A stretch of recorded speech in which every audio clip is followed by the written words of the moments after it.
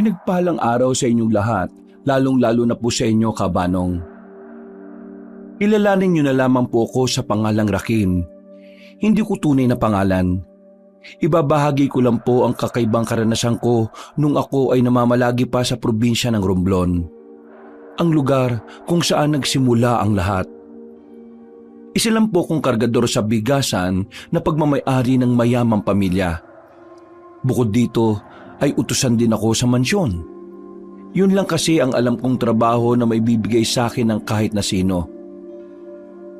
Hindi rin naman kasi ako nakapagtapos ng pag-aaral. Hanggang grade 6 lang ako. Hindi pa ako nakaakyat ng entablado. Ganun pa man, marunong naman po akong bumasa at sumulat.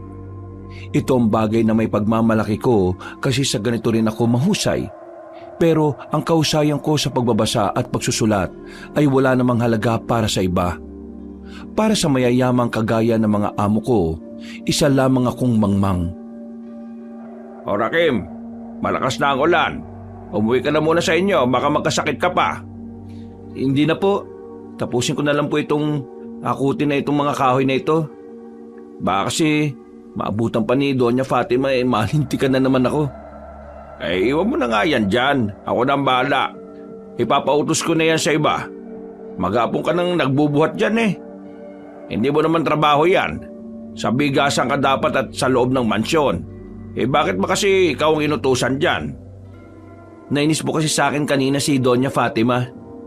Bakit? Ano bang nagawa mo? Kanina kasing umaga, inutusan niya akong bumili ng boiled egg sa bayan. Meron kasi siyang binibilhan na boiled egg sa bayan na masarap. Hindi ko naman alam na yun pala ang hanap niya. Iba kasi ang pagkakarinig ko eh. Ano bang ginawa mo? Nabili ko naman po yung itlog na nilaga. Pero binigyan ko rin siya ng magasin eh. Magasin? Para saan ang magasin? Ang pagkakarinig ko po kasi sa boiled egg boiled egg. Binigyan ko siya ng magasin na may mga bold na larawan. May mga lalaki na kaubad. Kaya ayun, nagalit siya. Sira ka naman pala talaga yung tok-tok mo eh. Kahit naman sino ay magagalit. Bakit ba kasi naisipan mong kailangan niya ng magasin na bold? Kaya ko lang naman naisip na baka bold ang kailangan niya. Minsan po kasi, nakita ko siyang nagbabasa ng magasin na may mga lalaking nakaubad. Uy, chismis yan ha. Wag na lang po kayo maingay. Baka mamaya mayari na naman ako. Oo na, pero kapusin mo na lang yung ginagawa mo. Kasi baka mamaya lumakas pa ang buhos ng ulan. Mahirap magkasakit. Mang Rojas, may tanong po sana ako eh. Ano ba yon? Ganito ba talaga ang buhay nating mahihirap? Maging tauhan na mayayaman? Kinalulungkot kong sabihin pero oo. Kahit saan ka naman tumingin mahihirap talaga ang nagiging alipin ng mayayaman. Tingnan mo sa bayan. Yung mga nasa opisina, akala mo mayayaman yon. Hindi. Mahihirap lang din yon.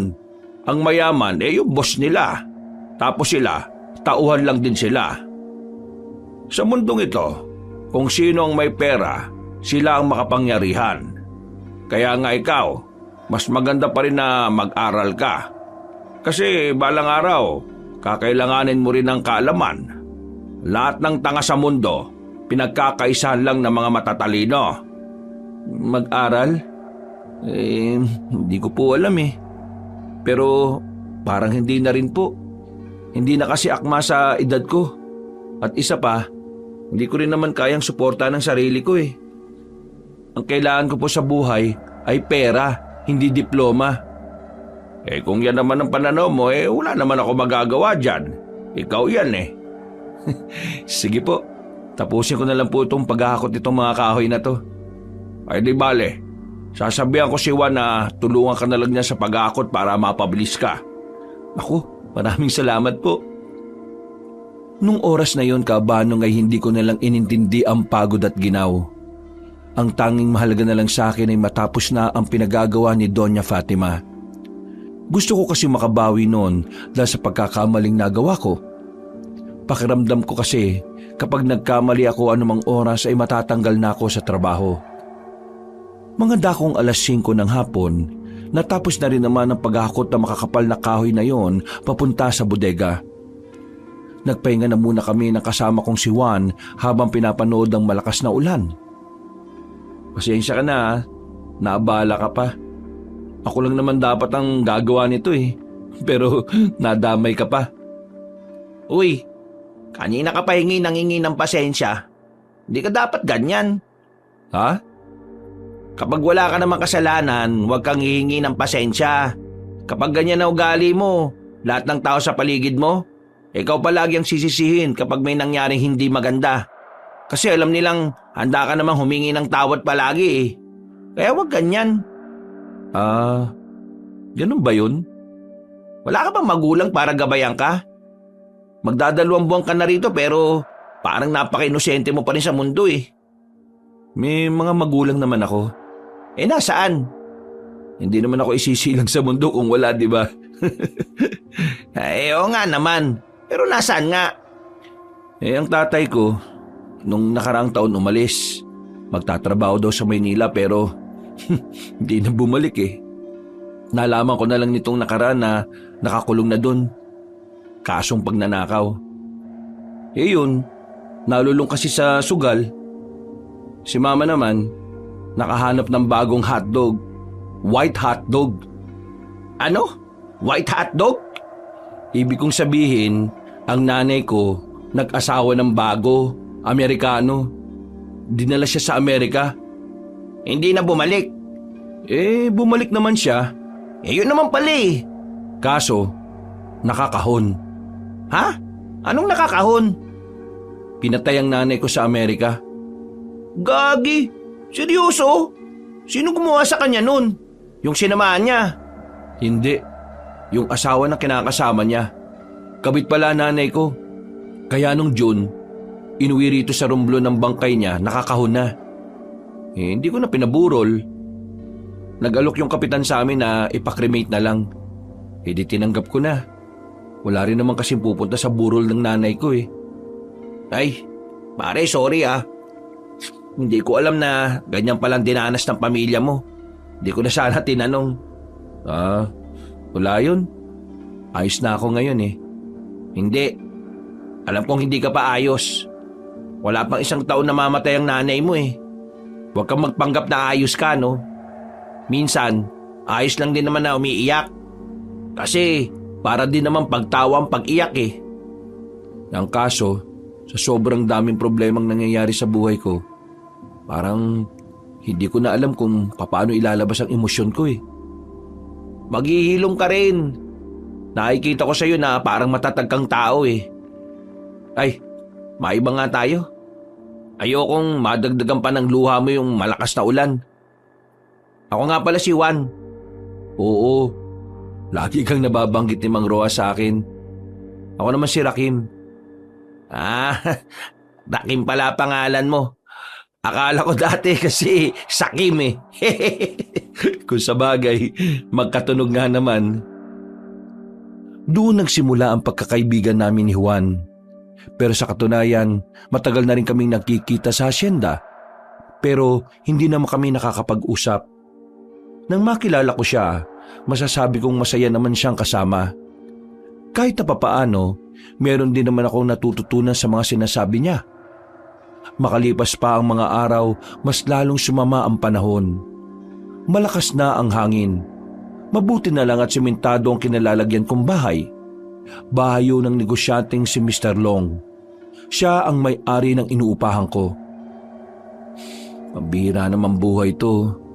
Paano ko makakapunta nito sa asyenda kung ganito kalakas ang hangin? Baka liparin pa ako nito eh. Napatingin ako sa labas nang makita kong dumating si Juan. Nagtaka ko kasi nakarating siya ng bahay kahit na 1 beses pa lang naman siyang nakakarating sa amin. Mabilis siyang tumakbo palapit sa pintuan. Agad naman akong lumabas para kausapin siya. Uy pre, anong ginagawa mo rito? Paano mo natuntun to? Pinagsasabi mo, likod lang ng asyenda tong baryo na to eh. Malamang mahahanap kita. Kaya nga pala ako nagpunta rito. Kasi pinapatawag daw tayo ni Doña Fatima. Ha? Bakit daw? Di ko nga rin alam eh. Basta sabi lang yun ni Mang Rojas. Medyo kinakabahan nga ako eh. Seryoso kasi si Mang Rojas kanina nung sabihin niya yun. Kahit na kinakabahan, pumunta pa rin ako ng mansyon. Pakiramdam ko kasi ay kailangan kong makaharap ang Donya. Para bang meron na naman akong ginawang kasalanan. Basa ang ibabang katawan namin nang makarating kami ng mansyon.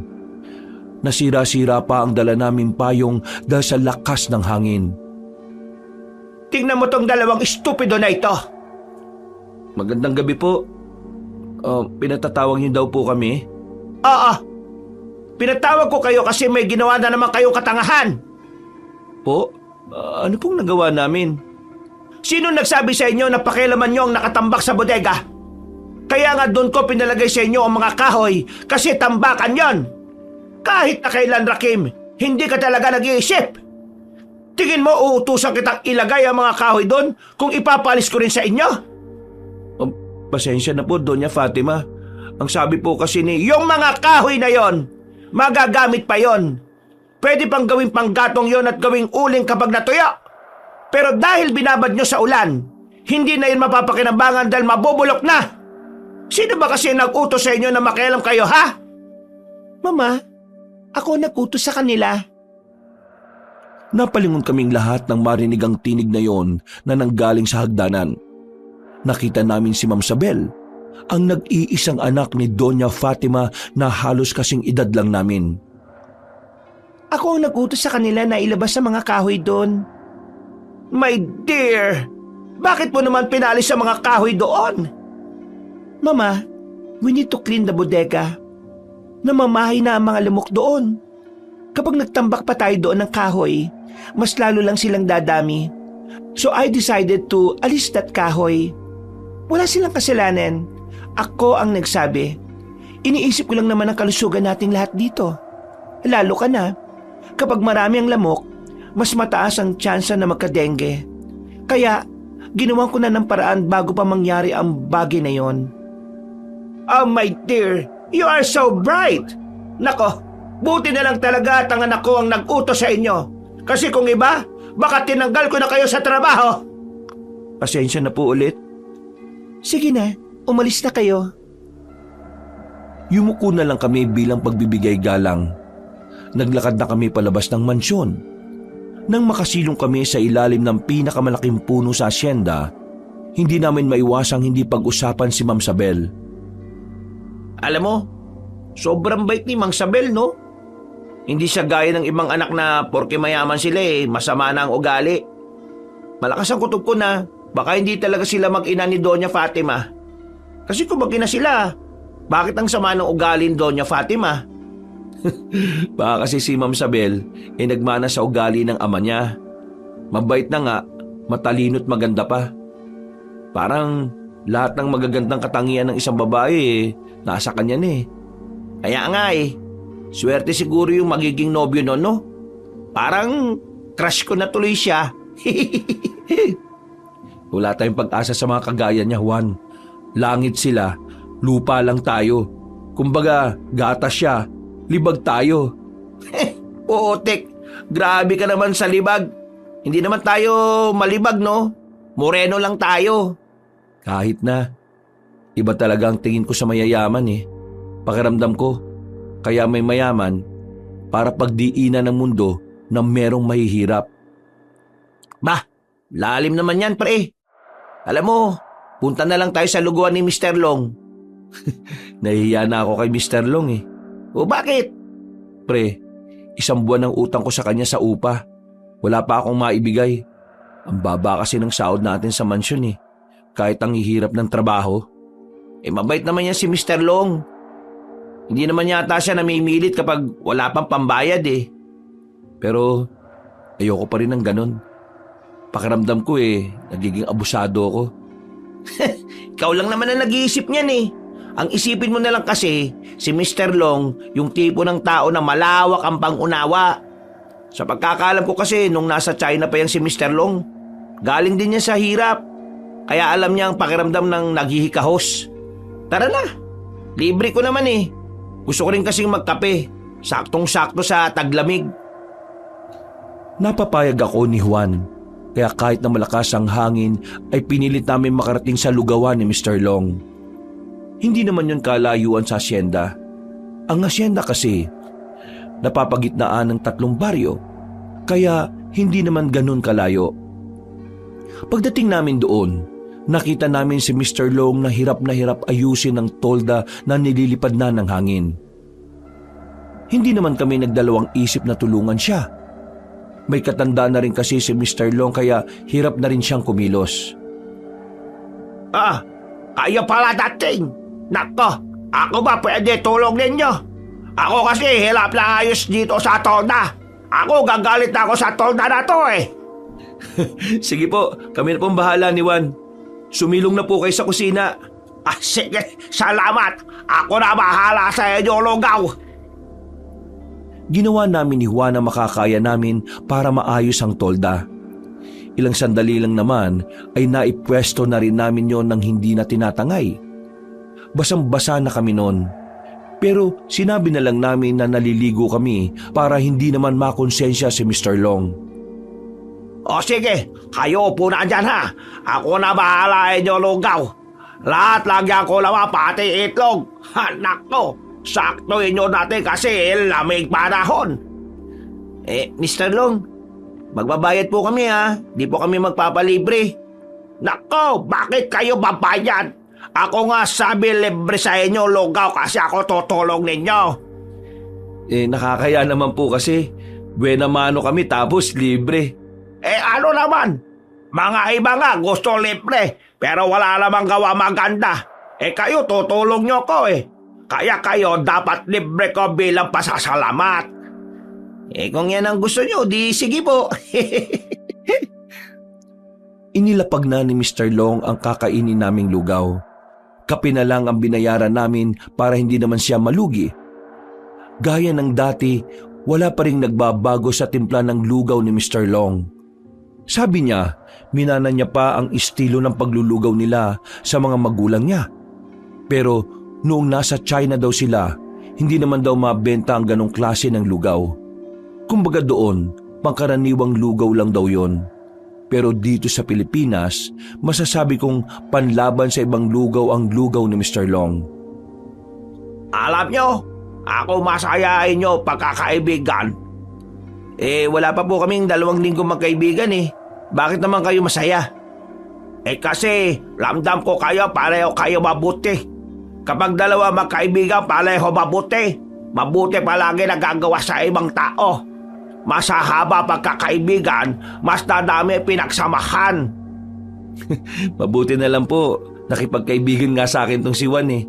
Akala ko kasi suplado rin siya gaya ng ibang manggagawa sa asyenda.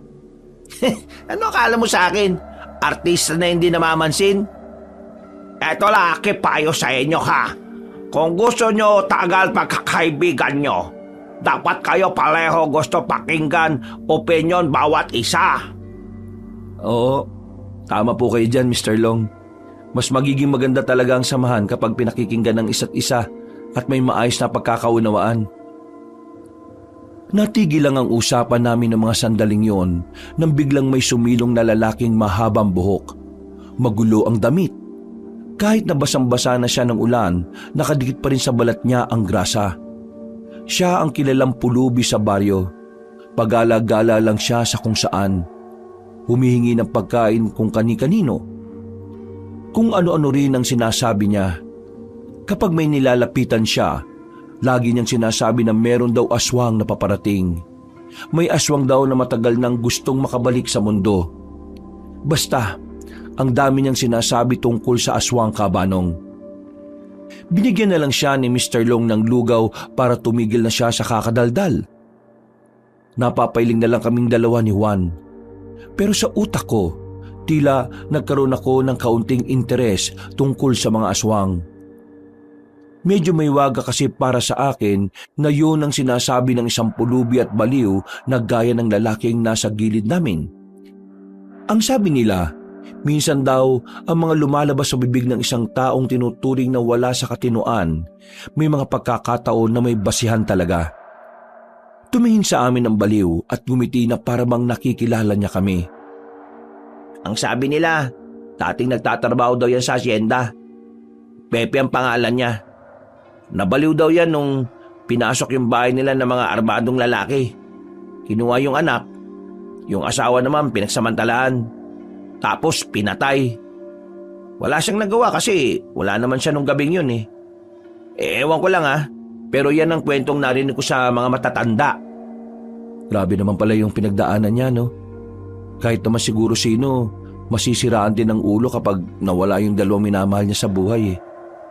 Talaga pre, kawawa nga eh. Nang matapos kaming kumain ay nagpaalam na rin kami kay Mr. Long. Ngumiti pa sa amin ng lalaking baliw bago kami lumayo. Mahina-hina na rin ang ulan noon pero ganun pa rin ang lakas ng hangin. Umuwi na lang ako sa bahay kasama si Juan. Wala naman kasi kaming gagawin sa asyenda kapag maulan. Hindi kami pinapapasok sa loob. Kahit man lang sa gate ay bawal. Hindi namin alam kung bakit. O nga no, napansin ko din yan. Kapag ganitong maulan, wala tayong pera kasi wala naman tayong trabaho sa asyenda. Yung bigasan sa asyenda na inaasikaso natin, hindi rin pinagagalaw kapag ganitong panahon. Ewan ko ba? Hindi nila pinagagalaw. Wala talaga silang gustong papasukin trabahador doon. Pero nung nagpunta tayo doon kanina, may napansin ka ba? Napansin? Paanong napansin? May naamoy ka? Naamoy, oo. Meron. Nakalimutan ko nga sabihin sa'yo kanina eh. Parang meron akong nalalanghap na mabaho. Parang bulok na ewan. Ako rin eh. At ito pa pre, ilang beses ko na rin naamoy yun dati kapag pumupunta ako ron tuwing umuulan. Hindi ko talaga alam kung saan nanggagaling yung amoy na bulok na yun eh. Oo nga eh. Umaalingasaw talaga pre sa buong asyenda. Isipin mo ang laki ng asyenda. Ang laki ng mansyon. Pero kalat na kalat yung amoy. Ang nakakapagtaka naman ito pre, kapag mainit na, nawawala naman yung amoy na yun. Ano kayang meron sa asyenda pre, no? Tingin ko pre, meron silang tinatagong patay na dinosaur pre. Puro kakalokohan. Di, pero seryoso pre Nung wala ka pa sa asyenda, talagang nahihiwagaan na ako sa pamilya nila Ma'am Sabel eh. O bakit naman? Alam mo, 15 anyos pa lang kasi ako nun, nagtatrabaho na ako sa kanila. Dati nga, tagahugas ako ng plato eh. Tagatapon ng basura. Ngayon, buti nga nasa bigasan na ako. Kargador nga lang. Huwag mong palitin yung trabaho natin. Marangal kaya yung ginagawa natin. Pero ano ba yung sinasabi mong nahihiwagaan ka? Ay, oo nga. Yung dati kasi, nung bago pa lang ako, yung buhay pa si Don Fidel, yung papa ni Ma'am Sabel, nakikita ko silang nagluluksa palagi tuwing November 25. Wala naman silang namatay na pamilya, pero lahat sila nakaitim. May nakita pa nga akong kabaong dati sa loob ng kapilya nila eh. Pero nung silipin ko, wala naman laman. Pero may larawan dun pre, lalaki. Pero hindi ko kilala eh. Basta yung edad yata parang kasing edad ni Mang Rojas. Mga ganun. Tapos, dati nung nakakausap ko pa si Ma'am Sabel, mga bata pa kami nun eh. Tinanong ko siya kung sino yung namatay. Ang sabi niya sa akin nun, wala naman daw. May pinag-aalayan lang daw sila. Anibersaryo daw ng ano ba yun? Hindi ko na matandaan eh. 7 taon na rin kasi yung nakalipas nun eh. Basta, tumigil lang yung ginagawa nilang ganon nung namatay na si Don Fidel. Naguguluhan nga rin ako kung anong meron sa ganon eh. Ang sabi lang sa akin ni Mang Rojas, nasa kultura daw nila Ma'am Sabel yun. Kaya wag na ako makialam. Bakit ngayon mo lang sinabi sa akin yan? Ngayon lang naman tayo naging magkaibigan eh. Alam ka namang kwentuhan kita ng ganito kung hindi naman tayo magkakilala. At saka, ingat din ako magkwento. Ang sabi kasi sa akin ni Mang Rojas, kung ano man yung nakikita ko sa mansyon o sa asyenda, wag ko na lang daw pansinin. Kaya ayun, hindi ko na lang talaga pinansin. May waga nga talaga yung pamilya nila, no? Pero kasi, Hindi mahahalata sa sobrang sama ng ugali ni Doña Fatima eh. Nadali mo! Pero mas iniisip ko pa rin talaga kung ano yung nabubulok na amoy sa buong asyenda eh.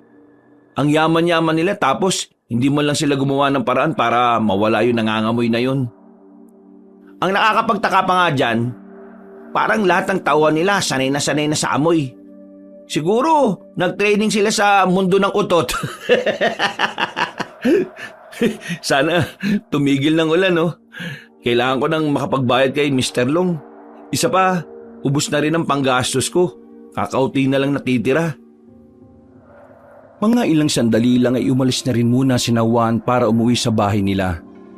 Naiwan na naman akong mag-isa. Napatingin na lang ako sa buong bahay, Kabanong. Bigla kong naalala ang nanay at tatay ko noong kasama ko pa sila. Nang hinayang ako sa mga nangyari. Kung hindi lang kasi sana nagtarantado ang tatay ko, baka makakasama pa kaming tatlo. Kinabukasan, sumikat na ang araw. Pinuntahan na ako ni Juan para makisabay sa pagpunta sa asyenda. Umaasa kasi kami na magpapatuloy na ulit ang trabaho namin doon. Habang naglalakad kami papuntang asyenda, nakasalubong na naman namin ang lalaking baliw, si Pepe. Meron siyang daladalang papel. Pinapakita niya sa amin ang nakaguhit doon. Nang basahin din namin ang nakalagay doon, aswang ang nakita naming nakasulat. Hindi pa rin siya tumitigil sa bagay na yon, pero dahil nga wala siya sa katinuan, ay hindi na lang namin pinansin. Nang makarating na kami sa gate ng asyenda, maraming tao sa labas. Mga kapwa namin trabahador na naghihintay na pagbuksan kami. Maya-maya lang, dumating na si Mang Rojas. Si Mang Rojas kasi ang tinuturing na leader ng mga manggagawa ng pamilya nila Doña Fatima. Malma muna. Makakapasok naman kayo lahat eh. Pero hinay-hinay lang. Gaya ng lagi nating ginagawa. Mauna na yung mga nagtatrabaho sa bigasan. Dali, pasok na. Pagkatapos, yung sa manuka naman. Yung pila, umayos ha. Malilintikan tayo kapag nakita tayo ni Doña Fatima na wala sa pila. Naging masunuri naman ang mga manggagawa. Sa tagal na rin kasi nilang ginagawa yon, alam na rin nila na kapag hindi sila sumunod ay maaari silang mawala ng trabaho. Pagpasok namin sa loob, rekta na kami sa bigasan. Naging abala kami ni Juan. Malaking bodega kasi yon ng bigas. Kailangan naming isalansan ng mga maalsa at hindi. Pati na rin ang kulay brown na bigas at ang sinasabing red rice. Malalaki ang mga sako. Pero sanay naman na kami. Mga bandang 5:00 ng hapon ay natapos na rin kami. Pero sa halip na makakapagpahinga na kami, pinatawag pa kami ni Doña Fatima. Hindi ko maintindihan kung bakit tayo pinapatawag para utusan. Ang dami namang tao dito sa asyenda. Paborito tayo no? Pre, sabi nila kapag ikaw ang laging inuutusan, ikaw ang madalas pagkatiwalaan. Yun na lang ang isipin natin. Ay nako, ano pa bang magagawa natin? Di gano'n na nga lang talaga ang iisipin. Pampalubag loob. Binilisan namin ang lakad namin dahil ayaw na ayaw ni Doña Fatima ang babagal-bagal. Nang makarating kami roon, ay saktong kalalabas lang niya ng mansyon. Habang kami naman ay nakatayo lang sa gilid na parabang mga batang takot mapagalitan. Kayong dalawa, mamaya na kayo umuwi dahil meron akong ipapagawa sa inyo. Ano po yun, Doña Fatima? Tapos na ba akong magsalita? Pasensya na po. Meron akong bahay sa gawing yon at kailangan ninyong tulungan ng anak ko na linisin yon. Kailangan bago sumapit ang kinabukasan malinis at maayos na ang loob at labas. Naintindihan nyo? Dalawa lang po kami ni Juan? Nakikinig ka ba talaga o wala ka lang talagang utak? Ang sabi ko, makakasama niyong anak ko, si Isabel. Ang ibig ko pong sabihin, kaming tatlo lang po ba? Bakit? Gusto mo bang 100 katao kayo ron? Isang bahay lang naman ang lilinisin niya, hindi buong mundo. Ikaw nga, Rakim! Gumamit ka nga ng utak mo! Wala ka bang isang taon dito pero ang dami mo nang pinakitang katangahan! Pasensya na po. Kung wala na po kayong ibang ipag-uutos, sisimulan na po namin ang trabaho. Sige, umalis na kayo! Nakakairita kayo! Dali-dali akong hinila ni Juan palabas ng mansyon. Binitiwan niya lang ako nang makalayo na rin kami. Pre, bawas-bawasan mo yung pagtatanong hanggat hindi ka pinapayagan magsalita. Hindi mo alam kung paano magalit si Doña Fatima eh. Bakit? Ano bang gagawin niya sa akin bukod sa mananampal siya at mumurahin niya ako? Basta, mapapahama ka lang. Tara na, alam ko yung bahay na sinasabi niya. Nadaanan ko rin yun dito. Nauna nang naglakad si Juan at sumunod na lang din ako. Ang bahay na tinutukoy niya ay sako pa rin naman ng asyenda. Yun nga lang, medyo malayo na ito sa mansyon. Nasa 4 hanggang 5 minutong paglalakad pa. Nang makarating na kami roon, ay tumigil kami sa harapan. Napatingin ako sa harapan ng bahay. Makaluma ang bahay pero maganda pa rin. Elegante ang disenyo. Pre, parang mansyon din tong bahay na to ah. Mansyon din talaga to, kaso maliit lang. Hindi ko alam kung kaninong bahay to eh. Basta, kay Ma'am Sabel na lang tayo dumaldal. Hindi naman masungit yun eh. Pagbukas nila ng kinakalawang na gate, Mabuti naman pumayag kayo na tulungan niyo ako maglinis dito ngayon. Eh ma'am, sino naman po bang makakatanggi kay Doña Fatima? Bakit? Sinaktan na naman ba kayo ni Mama? Ay, hindi naman po. Wala naman po siyang ibang sinabi. Ito lang daw, tulungan ka daw namin. Ikaw Rakim, ayos ka lang ba? Tahimik ka yata. Ho? Ayos lang po ako, ma'am. Bali ang gagawin lang naman natin, yung mga lumang gamit sa loob ilalabas na muna natin. Tapos, bukas ng umaga, ipapahakot ko na lang para itapon. Eh ma'am, hindi naman po sa pagiging tsismoso Pero, ano po bang gagawin sa mansyon na ito? At bakit biglang pinalinis ni Doña Fatima? Eh kasi, dito ko nagbalak tumira. Sabi ko kasi sa kanya, bubukod na ako. Para naman, mas masanay ako sa buhay na mag-isa. Siyempre, hindi naman habang buhay na magkasama kaming dalawa. Kaya eto, sisimulan ko na ngayon. Ma'am, ang ganda po ng bahay na to, no? Kailan po ito tinayo? Parang kapanahunan pa yata to ng Kastila eh. Ang totoo niyan, oo. Kapanahunan pa ng Kastila to. Bahay to ng ninuno namin. Sayang kung hindi magagamit, di ba? Kung sa bagay po, may tama po kayo.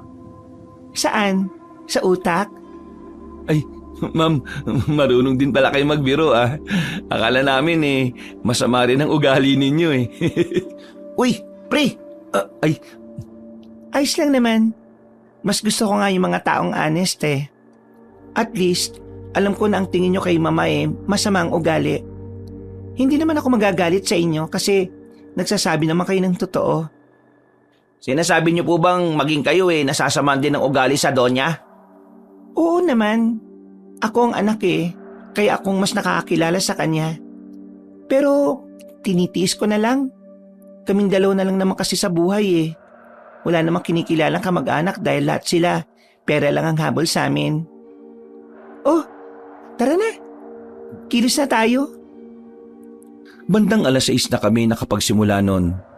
Pagpatak ng 9:00, kalahati pa lang ng mansyon ang nalilinis namin.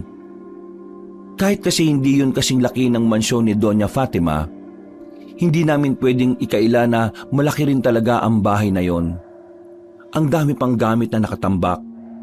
Kung sana nga mas marami kami, mas madali sana naming matatapos ang gawain na yon. Pagsapit ng 10:00, pansamantala kaming tumigil. Pagod na kami. Ang bibigat na ng mga inilalabas namin. Nagpaalam na muna si Ma'am Sabel sa amin. Dadala niya daw kami ng makakain. Nahihiya nga kami noon kasi pwede naman niyang iutos sa iba. Pero siya talaga ang kumilos. Sobrang layo talaga ng ugali ni Ma'am Sabel kay Doña Fatima no? Nagsisimula na nga akong mag-isip na baka ampon lang si Ma'am Sabel Kasi parang iba yung dugo ni Doña Fatima sa kanya. O di ba? Yan din ang iniisip ko eh. Sabay kaming napatingin sa isang malaking aparador na nasa harapan namin. Nasa ikalawang palapag na kami noon, kaya problemado kami kung papaano namin ibababa ang aparador na yon. Paano natin ito ilalabas, pre? Ang laki niyan, tapos dalawa lang tayo. Kung masira naman yan, baka magalit si Doña Fatima. Hindi na magagalit yun. Sabi naman ni Ma'am Sabel kanina, di ba? Lahat ng narito itatapon na. Parang antigo na yan eh. Itatapon ba talaga yan? Sunduin na lang natin. Tara, usog natin. Pumwesto kami sa magkabilaang parte. Pinwersa namin ang sarili namin. Pero kakaunting usog lang ang nagawa namin. Sumilip kami sa likod nang maramdamang parang may sumasabit kaya ang hirap iusog. Pero wala namang kaming nakita. Nang maiusog na namin ng bahagya, meron kaming napansin na maliit na pintuan sa pader. Nagkatinginan kami ni Juan. Pareho kaming nabigla sa natuklasan namin. Tinutukan pa namin yun ng ilaw para lang malaman kung totoo bang pintuan yon. Nang makumpirma namin, nagmamadali naming binalik ang aparador sa dating pwesto nito. May lagusan yata doon, pre. Sa kaya papunta yun? Tanong natin kay Ma'am Sabel, baka may alam siya. Wag. Hindi natin pwedeng ipaalam na nalaman natin yan. Bumaba na tayo bago pa niya tayo maabutan na nasa harap ng aparador na to. Bakit? Hindi ko alam.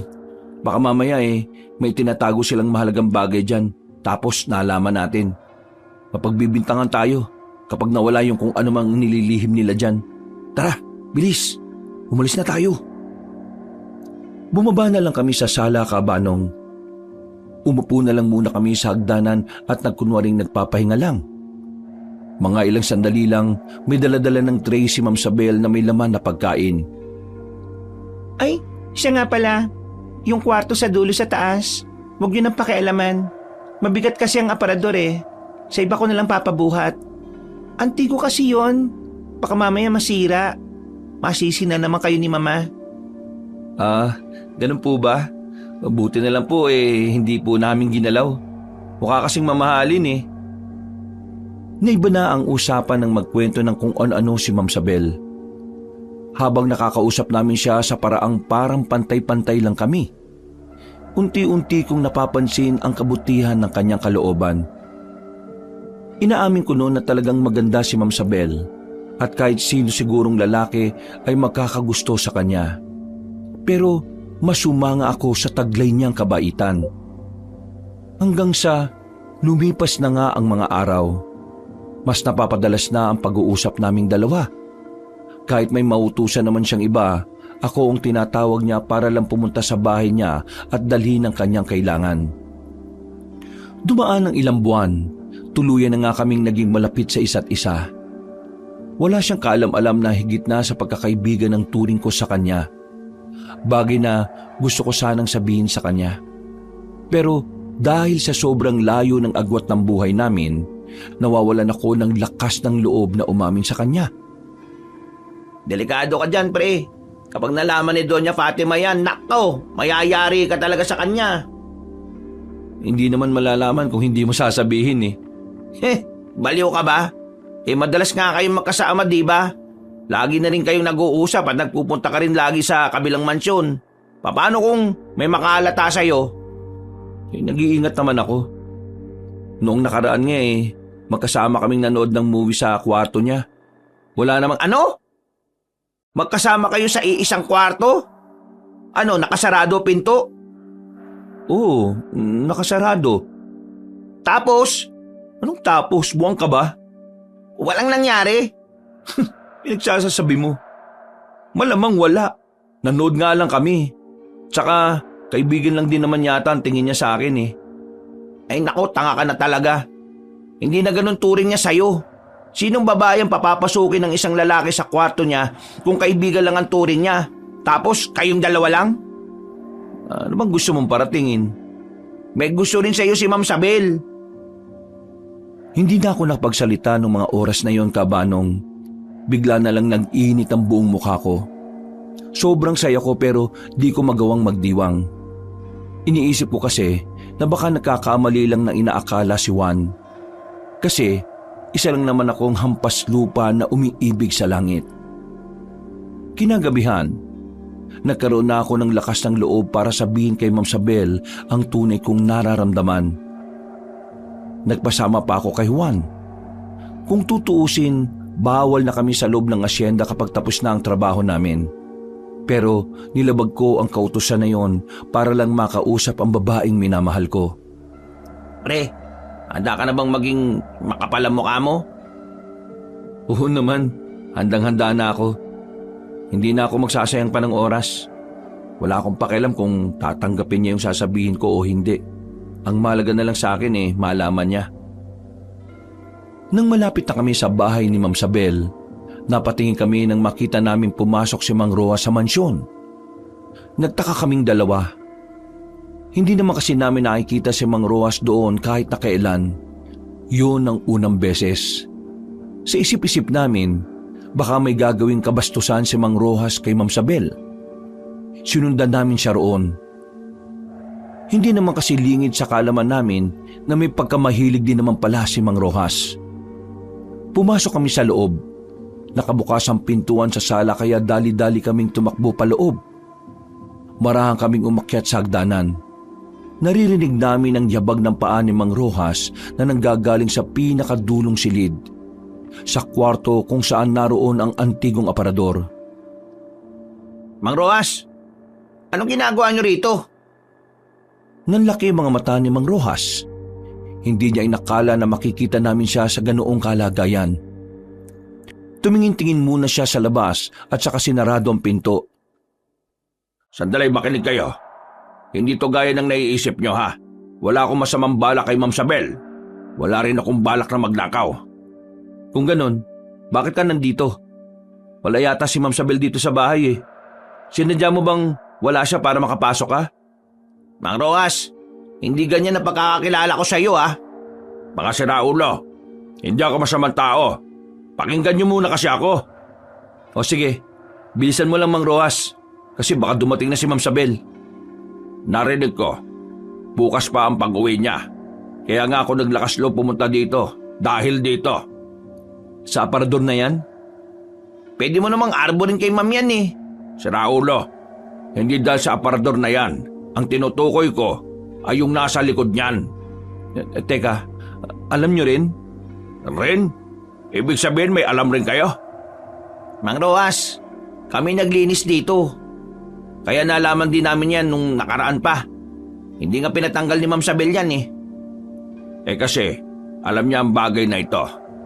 Meron silang tinatago dito kaya hindi niya pinagalaw tong aparador. Anong tinatago?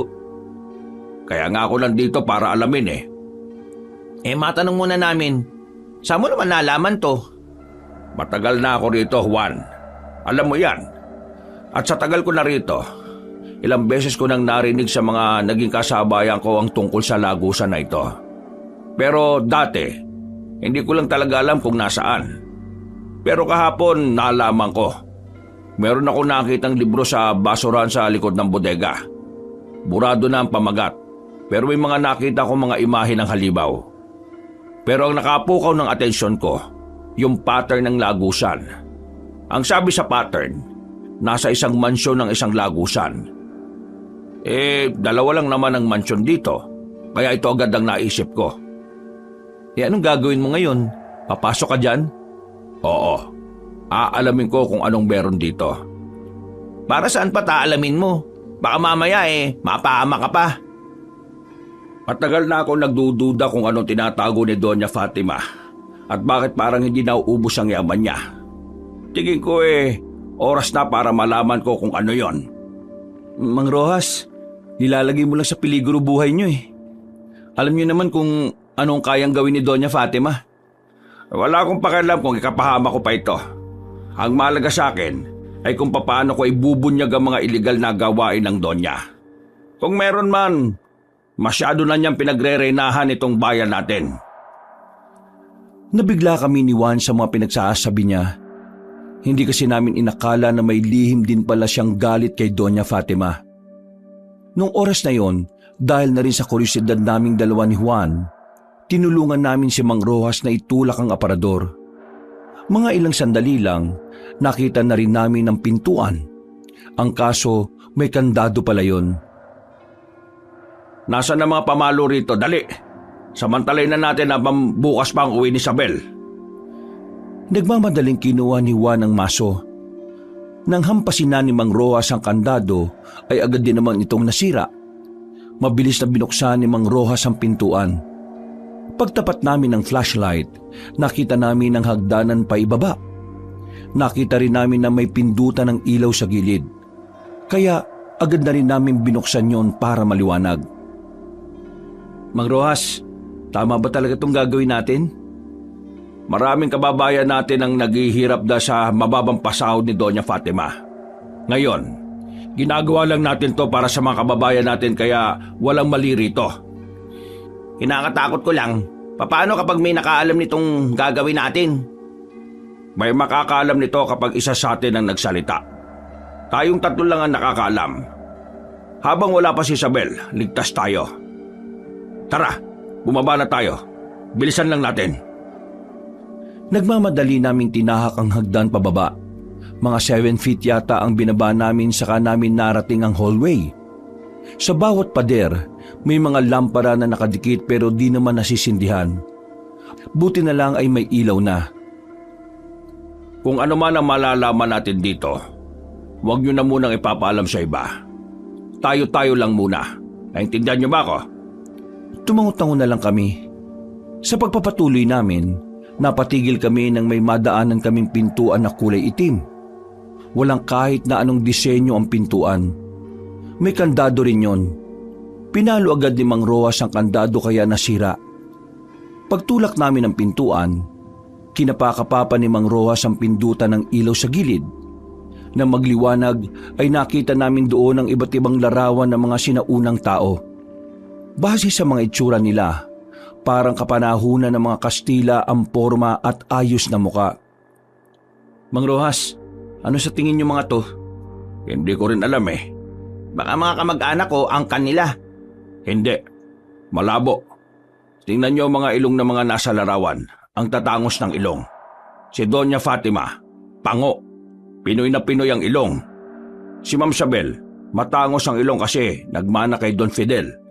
Pero hindi katulad ng ilong ni Isabel ang ilong ng mga nasa larawan na yan. Palagay ko may mga kwento sa likod ng mga yan na malalaman pa lang natin. Tara, libutin pa natin. Sa paglilibot namin, nakita pa namin ang iba pang silid. Ang iba ay wala namang mga gamit sa loob. Pero ang pinakahuli naming nakita ay ang isang pintuan na kulay ginto. Malaki ang kandado na naroon kaya medyo napatagal kaming wasakin yon. Hindi kaya may makarinig sa atin sa taas? Mukhang wala naman. Nasa pinakailalim yata tayo ng lupa eh. Ayan, matatanggal na. Kaunting hampas pa ni Mang Rojas, natanggal na rin ang malaking kandado. Marahan niyang itinulak ang pinto. Nalanghap agad namin ang nakakasulasok na amoy.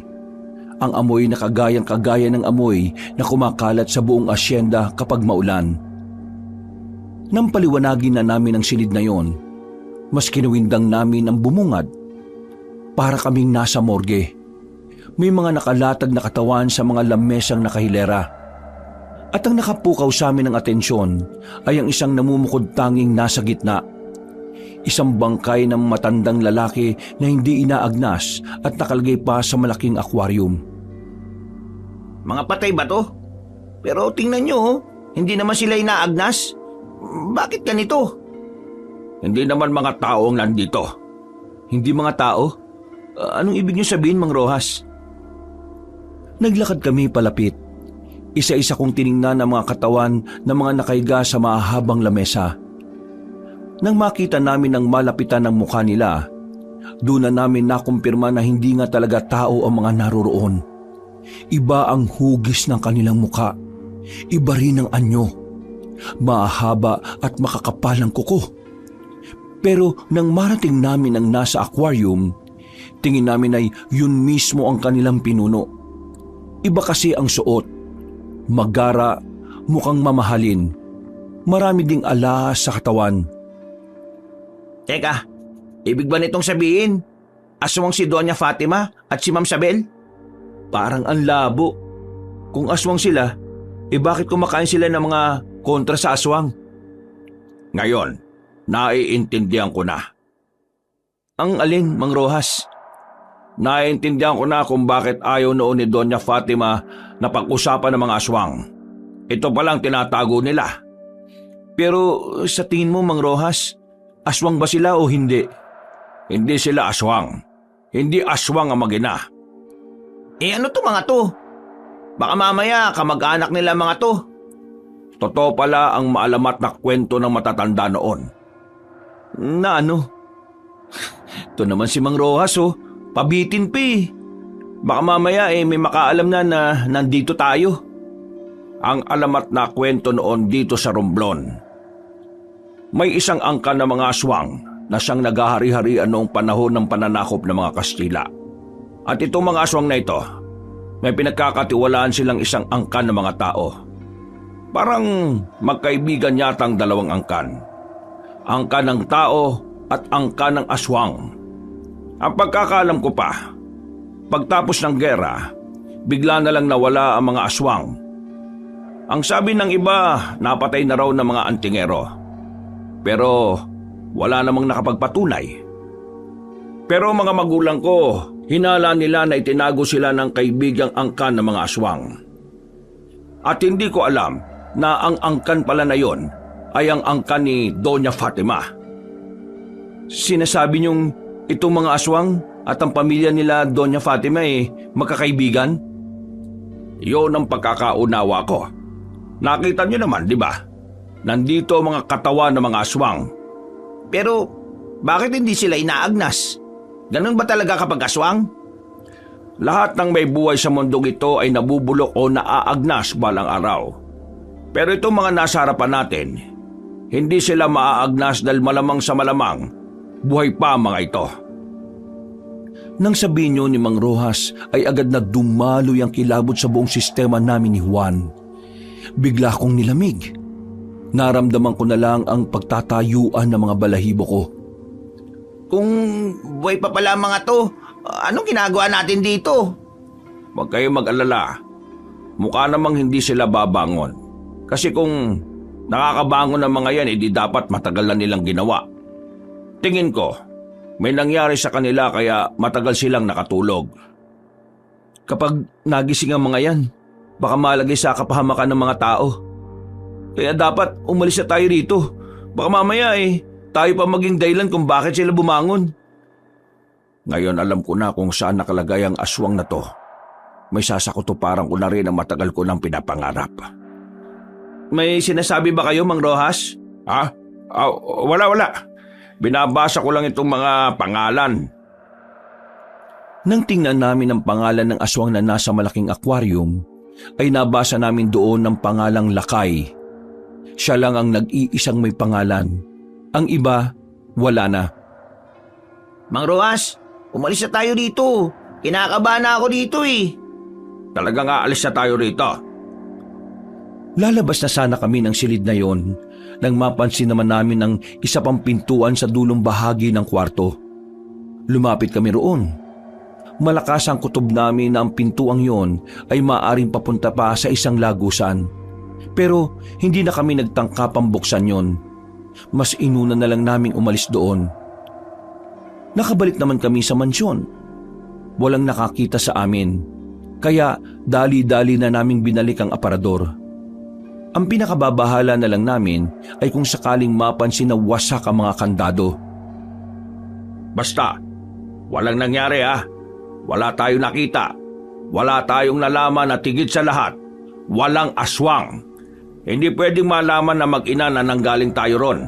Naintindihan niyo ba ako? Oo naman. Ayaw din naman naming mapahamak, no? Dapat ganun din kayo. Huwag din kayo maingay. Ay bakit? Nagdududa ka ba sa akin? Hindi naman Gusto ko lang sabihin na dapat protektahan nyo rin kami. Kasi kami, poprotektahan ka namin. Kaya di namin to ipapaalam. Makakaasa kayo sa akin. Huwag kayong mag-alala. Tumango na lamang kami nung mga sandaling yon at agad din kaming umalis sa mansyon. Palihim kaming nakaalis ng asyenda. Laking pasasalamat na lang talaga namin nang walang nakakita sa ginawa namin. Tumambay na muna kami sa bahay ko. Tulala lang kaming dalawa ni Juan. Hindi namin inakala na ang plano lang sana na magtatapat ako ng nararamdaman ko ay nauwi sa kababalaghan at misteryo. Anong plano mo ngayon? Plano? Oo. Sasabihin mo pa rin ba kay Ma'am Sabel ang nararamdaman mo? Kahit na alam mo na ngayon na may maitim pala silang lihim? Oo naman. Sasabihin ko pa rin sa kanya. Hindi naman nagbago ang tingin ko sa kanya sa kabila ng mga nalaman natin eh. At isa pa, wala pa rin tayong alam kung ano ang saloobin ni Ma'am Sabel sa bagay na yon. Kung sa bagay. Pero pre, ingat ka ah. Kapag pareho kayo ng nararamdaman ni Ma'am Sabel, yun na yung hudyat na nakadikit na ang buhay mo sa pamilya nila. Oo, naisip ko na nga rin yan eh. At pinag-ahandaan ko na rin kung ano man ang pwedeng mangyari sa akin. Pero pre, may iba tayo. Hindi ka ba nagdududa kay Mang Rojas? Nagdududa? Bakit naman ako magdududa? Ikaw, nagdududa ka ba? Patagal na kayo magkakilala, di ba? Yung pagpasok pa lang niya sa mansyon, nakakapagduda na eh. Kasi biruin mo ah, pagpasok niya, alam niya kagad kung nasaan yung lagusan. Alam agad niya na nasa likod ng aparador. Ibig sabihin pre, matagal na niyang alam. O baka ilang araw na niyang alam na may lagusan doon. Oo nga no. At saka, kung iisipin mo napakarami niyang alam sa mga aswang. Samantalang dati nung bago pa lang ako dito, sinasabi niya sa akin na hindi naman totoo ang mga aswang. O sige, sabihin na natin yung mga magulang niya may mga nalalaman talaga sa mga aswang-aswang na yan. Pero kakaiba yung impormasyon na hawak niya eh. Pati pagkakaibigan ng dalawang angkan, alam niya. Panahon pa ng Kastila yun, di ba? Tapos sabi niya, mga magulang niya raw. Umabot ba magulang niya sa panahon ng Kastila? Nasa 50 pa lang si Mang Rojas eh. Kamamatay lang ng nanay niya nung nakaraang taon, 80 years old. Panahon ng Kastila, baka hindi pa buhay yung nanay o yung tatay niya nun, pre. Sa tingin ko, nagsisinungaling si Mang Rojas sa atin. Bakit naman niya gagawin yun? Yun na nga ang tanong. Bakit siya magsisinungaling sa atin? Anong tinatago niya? At anong meron sa mga aswang na yon? Bakit siya parang sobrang interesado? Ano bang pagkakakilala mo sa kanya bukod sa siya ang pinuno ng mga manggagawa? Wala na. Yun lang. Wala rin naman akong alam sa pinanggalingan niya. Iniiwasan niyang pag-usapan yun eh. Pati tungkol sa pamilya niya, wala siyang sinasabi. Nagulat nga ako kanina na nagsabi siya na may alam ang mga magulang niya sa mga aswang. Samantalang noon, pangalan ng nanay at tatay niya, hindi niya masabi. Oo nga, nakakapagduda nga no. Parang bigla tuloy ako nagkaroon ng pagkailang sa kanya. Ito lang ang gagawin natin pre ha. Huwag na muna natin pagkatiwalaan si Mang Rojas hanggat hindi natin nalalaman kung ano ang totoo niyang pakay. Napabuntong hininga na lamang kami pareho. Bigla akong nakaramdam ng kaba. Kinabukasan, maaga akong nagising. Hindi dahil sa tilaok ng mga manok, kundi dahil sa malalakas na katok sa pintuan ko. Nakaramdam pa ako ng inis dahil wala pa akong maayos na tulog gawa ng mga nangyari nung gabi. Bumangon ako. Pagbukas ko ng pintuan, mumurahin ko sana ang nasa labas. Pero nakita ko ang mga tauhan ni Doña Fatima. Bigla kong dinakma ng isa. Tinatanong ko sila kung anong kasalanan ko. Pero bigla na lang nila akong nilagyan ng itim na tela sa ulo. Sigaw ako ng sigaw ng saklolo. Pero walang tumutulong sa akin kahit na maraming nakakakita sa nangyayari. Naramdaman ko na lang na isinakay na ako sa isang sasakyan. Nang tangkain kong pumalag sa kanila, bigla na lang akong sinikmuraan kaya napatigil na din ako. Kabadong-kabado na ako noon kasi ang tumatakbo sa utak ko ay baka paslangin na nila ako, kabanong. Makalipas lang ang halos 15 minutong biyahe, inilabas nila ulit ako sa sasakyan. Kinaladkad hanggang sa itulak na nila ako. Sumubsob ako sa lupa. Tinanggal nila ang itim na tela sa ulo ko. Dito ay nakita ko na si Doña Fatima. Nasaan ako? Doña Fatima, anong nangyayari? Bakit niyo ako dinala dito? Hindi pamilyar ang lugar sa akin. Basta malaking bahay din yon at may malawak na hardin. Hindi na mahalaga kung nasaan ka. Ang mahalaga ngayon ay kung saan ka pupulutin pagkatapos nito. Hinilan nila ako ulit at sapilitang itinayo. 2 lalaki ang kumapit sa braso ko. Isang malakas na sampal ang natamo ko. Nagulat ako sa lakas ng sampal ni Doña Fatima at sumabit pa ang singsing niya sa pisngi ko kaya nasugatan agad ako. Ano kasalanan ko, Doña Fatima? Bakit niyo ginagawa to sa akin? Akala mo ba hindi ko alam ang ginagawa mo? Ho? Ang alin ho? Inuuto mo ang anak ko para makakuha ng yaman. Nililigawan mo ang anak ko at inilihim mo yon sa akin. Nililigawan? Hindi ho totoo yan. Huwag ka na magsinungaling. Sinabi na sa akin ni Isabel kagabi na kung pwede kanyang hayaan na manligaw. Kaya pala lagi kanyang inuutusan para lagi kang naroon sa bahay niya. Anong ginawa mo sa anak ko? Ginayuma mo? Para ano? Para kumuha ng yaman at maging kagaya namin? Ang kapal din naman pala ng pagmumukha mo! Oo na. Aaminin ko na gusto ko si Isabel. Pero hindi para kumuha ng yaman sa inyo. Wala akong pakialam kung anong meron kayo. Ang tanging gusto ko lang naman si Isabel. Wala nang iba. At sinong may sabi na pwede mong gustuhin ang anak ko? Isa ka lang hampas lupa!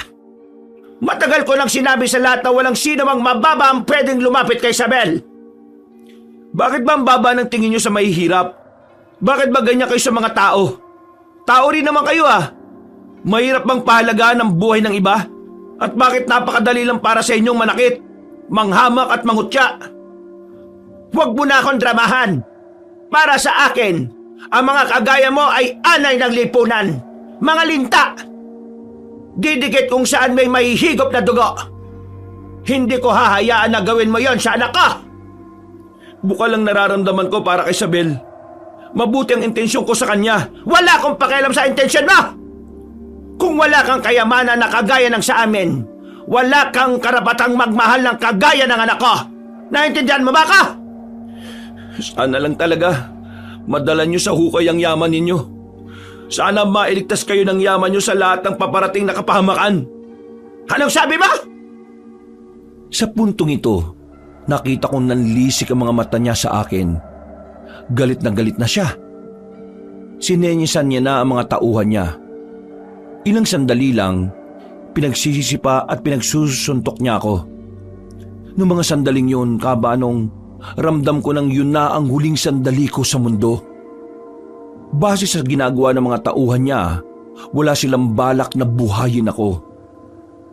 Sinadya lang talaga nilang unti-untiin ako para mas maramdaman ko ang paghihirap. Makalipas lang ang 5 minuto, hindi na ako makagalaw. Lupaypay na ang katawan ko at malayang tumatama sa mukha ko ang mga kamao nila. Madilim na ang paningin ko at ang tanging naririnig ko na lamang ay ang mga boses nilang hindi ko na maintindihan. Naramdaman ko na lang na binubuhat nila ako. Hinagis nila ako sa kung saan. Hindi ko alam kung anong lugar. Pero naramdaman ko pa ang mga tumutusok na bagay sa katawan ko nang bumagsak ako. Parang maninipis na sanga. Nung oras na yon, kabanong, nawalan na ako ng pag-asang mabuhay pa. Humihinga pa ako noon. Sinusubukan kong sumigaw pero wala akong mailabas na boses. Hanggang sa hindi ko na alam ang mga sumunod na nangyari. Paggising ko, nasa loob na ako ng isang bahay na yari sa kawayan. Agad akong nakabangon. Kita ko pa ang mga galos ko sa katawan. Nakakapa ko pa ang mga pamamaga sa mata ko at pisngi. Pati na rin ang mga bukol sa katawan ko at ulo. Pero ang pinagtataka ko, parang wala na akong maramdamang sakit. Walang kirot, walang hapdi. Teka, bakit parang wala akong maramdaman? Nasa langit na ba ako? Patay na ba ako? Hindi, buhay pa ako Pero bakit manhid ang katawan ko? Dapat hindi ako nakakabangon. Dapat wala ka pa sa langit. Buhay ka pa. Hindi pa tapos ang mission mo rito sa lupa kaya hindi ka pa kukunin. Teka, sino ka naman? Ako si Hugo, isang antingero. Ako ang nakapulot sa iyo sa bangin. Tiningnan ko siya na maigi. Putol ang kaliwang braso niya. Marami din siyang peklat sa kaliwang muka. Napaisip agad ako kung ano ba ang nangyari sa kanya. Maraming salamat sa pagliligtas mo sa akin pero Nagtataka ka kung bakit wala kang nararamdaman. oo ano bang nangyari? Ang singsing na suot mo, yan ang nagligtas sa'yo. Napatingin ako sa palasingsingan ko. Nakita ko ang kulay pilak na singsing na wala man lang disenyo. Napaisip ako kung ano ang sinasabi niya. Naguguluhan pa ang utak ko. Ano bang meron sa singsing na ito? Ang singsing na yan ay isang anting-anting na kung saan pagkakalubang ka ng pambirang talino at lakas para magawa mga hindi pangkaraniwang bagay. Kagaya na lamang ng pagpaslang sa mga aswang. Ang tawag sa mga gumagamit ng ganyan ay antingero. Antingero? Teka, may nagbanggit na sa akin yan Si Mang Rojas. Alam niya yan. Yung nakasuot sa'yo ay gumagala lang sa kaliwang kamay at sa palasingsingan. Kaya nasa kaliwa para mas malapit sa puso ng tao. Binigay ko yan sa'yo dahil ikaw ang nararapat. Ha? Anong ako nararapat? Ikaw lang naman ay may pinakabukal na puso na maaaring gumamit nito. Bakit hindi ikaw ang gumamit? Di ba ikaw lang naman itong antingero? Sa kaliwang palasingsingan, sa kaliwang kamay ang ginagamit. May nakita ka bang kaliwang kamay sa akin? Buong braso ko nga wala . Sa sinabi niyang yun, ay saka lamang ako natigilan. Napatingin din ako sa kaliwang braso niya na hindi ko rin naman nakita kasi wala naman talaga. Sa kuryosidad ko, hindi ko na napigilang hindi magtanong sa kanya. Ano bang nangyari sa braso mo at bakit nawala? Nakipaglaban ako noon sa mababangis na aswang. Natalo ko sila pero ang kapalit, itong kaliwang braso ko. Kinailangan putulin dahil yung kamay ko, nalagyan nila ng lason. Kung hindi puputulin, kakalat sa buo kong katawan. Ang lala pala ng nangyari sa'yo, no? Pero nagugulan pa rin ako sa sinabi mo . Paanong ako ang nararapat? Wala naman akong kaalam-alam sa mga ganyang bagay. Kasi, ikaw lang naman ang may bukal na kalooban na nakita ko. Lahat ng sinubukan ko puro siraulo. At higit sa lahat, nang ilagay ko sa daliri mo ang singsing na yan, ay hindi ako nahirapan. Ibig sabihin, ikaw talaga ang nararapat dyan. Wala nga akong alam sa sa pag-ano ng aswang. At sa, sino ka ba talaga? Bakit parang alam mo na may alam ako sa aswang? Nakita kita nung tinapon ka ng mga tauhan ni Doña Fatima. Kilala mo si Doña Fatima? Paano mo siya nakilala? Kilala ko si Doña Fatima dahil dati na ako nagtrabaho sa kanya. Pero nalaman kong may tinatago siya. Hawak niya ang pinakamalakas na aswang sa buong Romblon. Hawak niya ang pinakamalakas na aswang sa buong Romblon. Isang sinaulang aswang na matagal nang nakahimlay. Mula nang malaman ko na siya ang nagtatago sa aswang na yon at sa angkan nito, kumulas ako bilang tauhan niya. Sinubukan kong manmanan si Doña Fatima para malaman kung nasaan ang katawan ng mga aswang. Pero wala ko napala kahit maraming taon na ang nakalipas. Kaya ako naisip na baka may nalalaman ka dahil sa ginawa nila sa'yo. Kilala ko si Doña Fatima. Hindi niya gagalawin ang isang tao kung hindi makakaabala sa daraanan niya. Ang totoo niyan, hindi tungkol sa aswang kaya nila ako binugbog. Tungkol ito sa pagkagusto ko sa anak niya. Pero, totoong may nalalaman talaga ako tungkol sa mga aswang na itinatago niya. Bakit? Alam mo na rin kung nasaan? Oo. Sa katunayan, kagabi ko lang din nalaman. Nalaman namin ng kaibigan ko at ng isa pang matanda. Sa bahay ng anak niya, naroon. Merong basement doon kung saan nakatago ang katawan ng mga aswang. Meron din kaming nakita doon na namumukod tangi na nakasuot ng magarang damit. Maraming alahas at ang pangalan niya ay Lakay. Nakita naming nakasulat doon sa ibaba ng aquarium. Kailangan mong patayin ang aswang na yon. Hindi yun maaaring mabuhay ulit. Kapag nagkataon, malalagay sa panganib ang buong probinsya. Mauulit ang nakaraan. Baka sa panahon na ito masakop na nila ang buong Romblon. Pero tingin ko wala namang balak sila Doña Fatima na buhayin ng mga aswang na yun Kasi kung meron, bakit hindi pa noon? Hindi tayo nakakasiguro. Baka may hinihintay lang silang panahon. Kaya naman ikaw, nasa iyo na ang anting-anting ng dating nakilalang antingero na si Samuel. Gamitin mo yan para mapigil ang kasamaan ng mga aswang. Wala akong alam dyan Hindi ko nga maipagtanggol ang sarili ko tapos pipigilan ko pa yung aswang. Hirap na hirap nga akong pigilan utot ko. Tapos aswang pa pipigilan ko. Malakas ka na ulit. Pinagaling ka na ng anting-anting. Pwede ka nang bumalik doon. At doon ka na rin magdesisyon kung papatusin ang sinasabi ko. Basta, ito lang ang tatandaan mo. Sa oras na may gusto kang iligtas o ipagtanggol laban sa kasamaan, magagamit mo ang singsing. Ikaw na ang tagapangalaga niyan. Paano ko naman magagamit to? Siya ang kusang tutulong sa'yo. Ha? Gulong-gulo ang utak ko ng mga sandaling yon, Kabanong. Hindi ko alam kung ano ang gagawin ko. Ang bilis ng mga pangyayari. Nabugbog ako, nagising, at biglang ako na agad ang parang magiging tagapagligtas gamit ang singsing. Na hindi ko naman alam kung gumagana talaga. Basta parang naniwala na lang ako agad sa lalaking walang kaliwang braso na ang pangalan ay Hugo. Bago ko umalis sa lugar ni Hugo, binigyan niya ako ng langis na pamahid sa mga sugat ko para mas madali itong maghilom. Nagpasalamat ako sa kanya. Tumango lang siya sa akin. Hindi niya ako pinilit sa gusto niyang mangyari. Pero parang may parte ng utak ko na gusto ring gampanan ng pagpigil sa mga sinasabi niyang aswang. Una ako nakabalik sa bahay. Nagpalit ako ng damit kasi puro bahid ng dugo.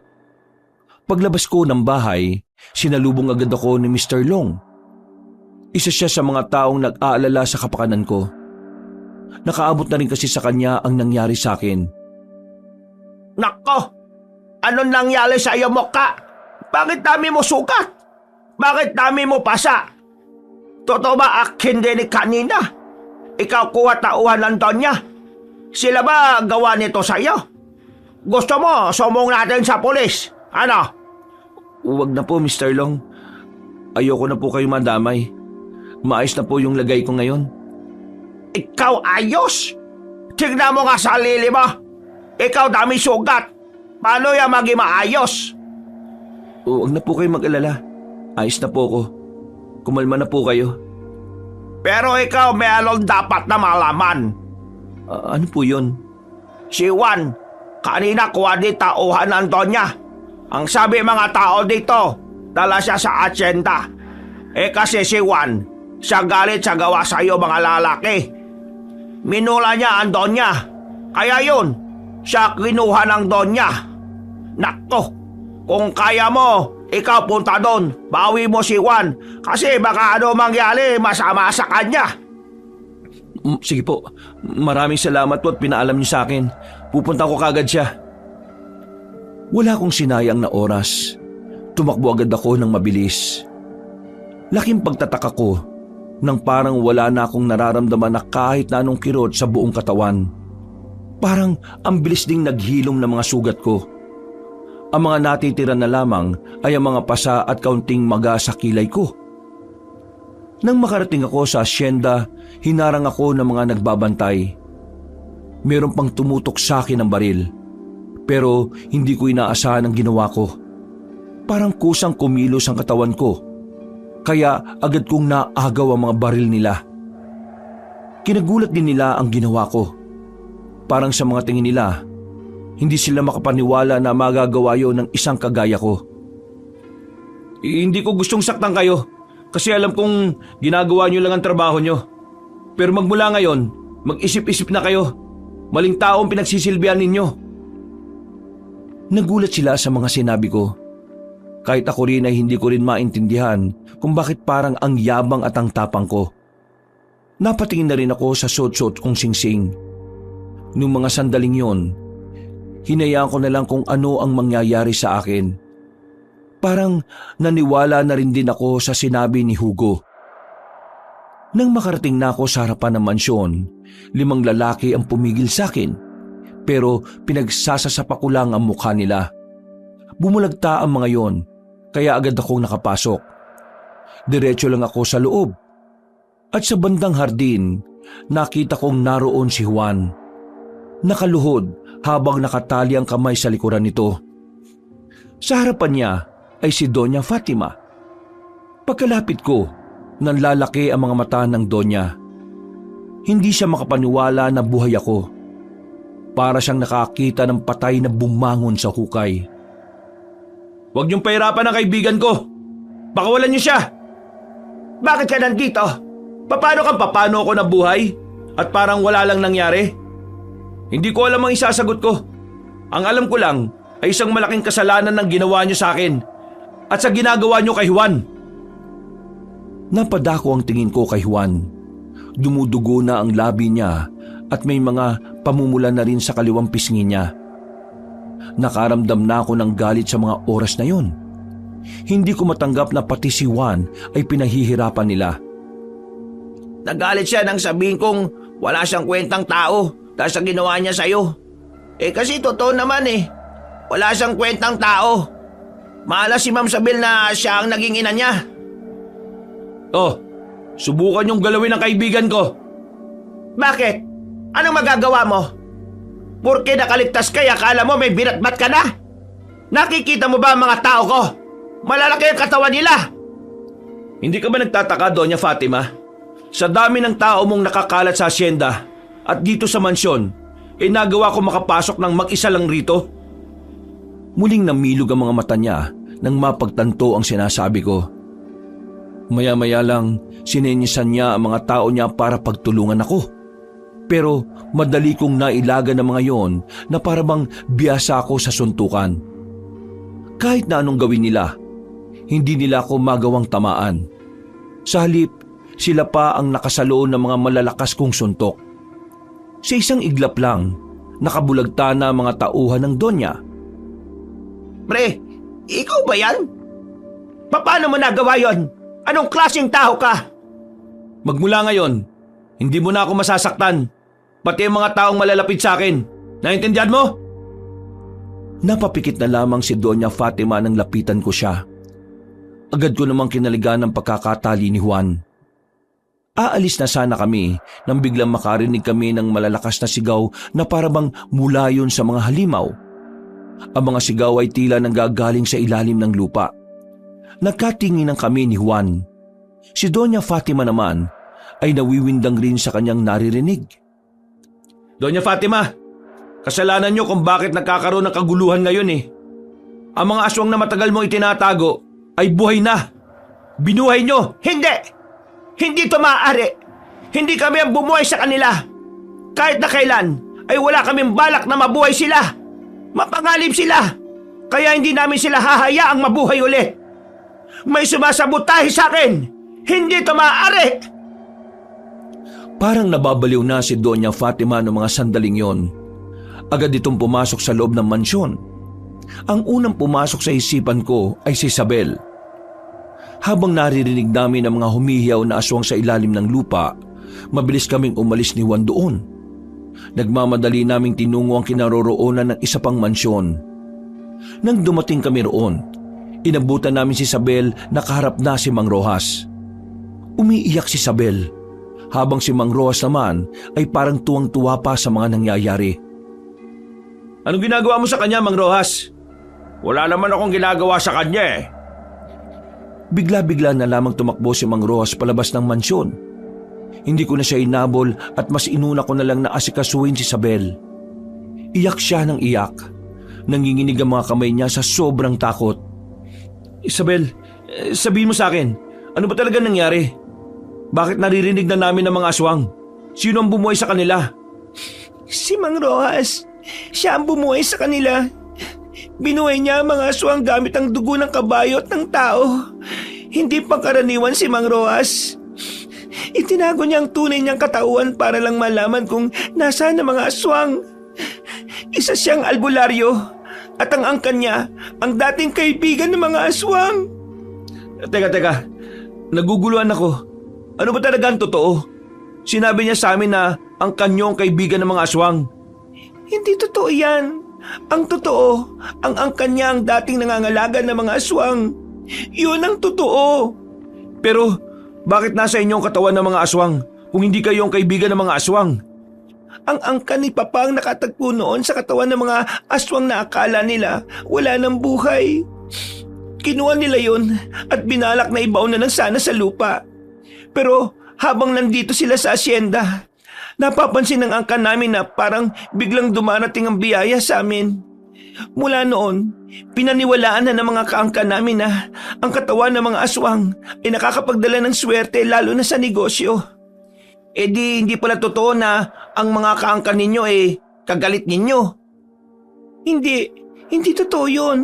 Kasi hanggang ngayon, lahat ng miyembro ng angkan namin ay nakikinabang. Ang tanging pagkakamali lang namin, masyado kaming nasilaw sa swerte na dala ng mga aswang na yan. Kung matagal na sana naming sinunog ang mga katawan nila, sana wala ng aswang na mabubuhay at lilitaw ngayon. Si Mang Rojas pala talaga ang kalaban dito. Yaman lang talaga ang gusto ng mama ko. Wala siyang balak na buhayin ng mga aswang. Kaya lang niya yun tinatago sa mahabang panahon dahil sa yaman. Rakim, sorry. Alam ko ang ginawa sa iyo ni Mama. Alam kong walang kapatawaran yon. Kaya ako nang humihingi ng tawad sa iyo. Saka na natin pag-usapan ng bagay na yon. Ang dapat nating unahin ngayon ay kung paano ka makakaligtas. Mukhang palabas na ang mga aswang. Sigurado akong kapag nalaman nilang anak ka ni Doña Fatima, isa ka sa uunahin nila. Pero huwag ka mag-alala. Nandito ako. Hindi kita pababayaan. Hindi ko alam kung paano ko sila lalabanan pero nasisiguro kong magagawa kong protektahan ka ngayong gabi. Maniwala ka sa kanya, Ma'am Sabil. Nakapasok yan na mag-isa dito sa asyenda.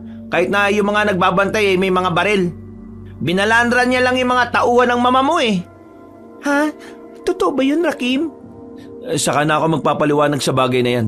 Sa ngayon, kailangan na muna nating umalis dito. Nararamdaman ko, papalabas na sila sa basement.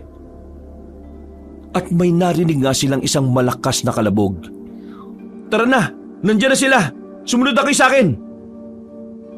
Maingat kaming lumabas ng mansyon ni Isabel. Pero nasa bakuran pa lang kami, narinig na naming nasa sala na agad ang mga aswang. Mabilis ko silang hinila papunta sa likuran ng halamanan. Nagtago na muna kami. Kailangan ko kasi munang malaman kung gaano sila karami. At kung papaano ko sila haharapin. Habang nakatago kami roon, nasipat ko ng tingin ng matandang lalaki. Ang lalaking nakasuot ng kakaibang damit at maraming alahas sa katawan. Lumilungon-lingon pa yun sa paligid. Ngayong nakabangon na tayo ulit sa matagal na pagkakahimlay, sisimulan na nating bawin ulit ang bayan na ito. Sisimulan na natin ulit ang kinin ng buong Romblon. At sisimulan natin yon sa lugar na ito. Pagbabayarin natin ang mga taong nagkulong sa atin sa mahabang panahon.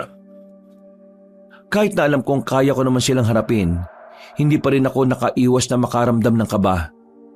Maya-maya pa, nakita na lang naming umalis na rin sila. Sinuguro ka na munang wala ng aswang na naiwan. Dahan-dahan lang, baka marinig nila tayo. Saan tayo pupunta ngayon? Kailangan nating maitakas si Isabel. Kailangan natin siyang ilayo dito. Pero ang mama... Nasa loob siya ng mansyon niya. Hindi ko alam kung anong nangyari sa kanya. Kailangan na nating mauna. Kapag nakalabas ka na, saka na ako babalik dito. Ha? Bakit babalik ka pa? Buwang ka na ba? Nakita mo nang ang daming aswang dito na nagkalat ngayon Gagabayan ako ng singsing na ito. Ma'am Sabil, engaged na kayo? Buang, itong singsing na ito ang dahilan kung bakit malakas ako. Isa itong anting-anting. Hindi ako pababayaan nito. Pinagkakaluban ako nito ng lakas. Gagawin ko ang nararapat. Kakalabanin ko mga aswang. Sigurado ka na ba sa sinasabi mo? Hindi ko alam. Pero ang sinisigaw ng puso ko ngayon ay kailangan ako ng sanlibutan. Ha? Ikaw pa ba yan? Hindi na ako sumagot sa sinabi ng kaibigan ko, Kabanong. Sumilip na muna ako sa labas. Wala naman ako nakitang aswang kaya nagmamadali na kaming naglakad. Maya-maya pa, narinig na namin ang mga putukan sa buong asyenda. Nagsisimula ng makipagpatayan ng mga tao ni Doña Fatima sa mga aswang. Sabel, saan ang daan? Sa kaliwa, tapos diretsuin na lang natin. Papunta na sana kami doon nang biglang may nakasalubong kaming 3 aswang. Naamoy na agad namin ang umaalingasaw nilang amoy. Nagkatinginan sila, para bang nag-uusap ang mga yon base sa mga tingin. Pre, ikaw nang bahala rito kay Isabel. Ako nang bahala sa 3 mokong na to.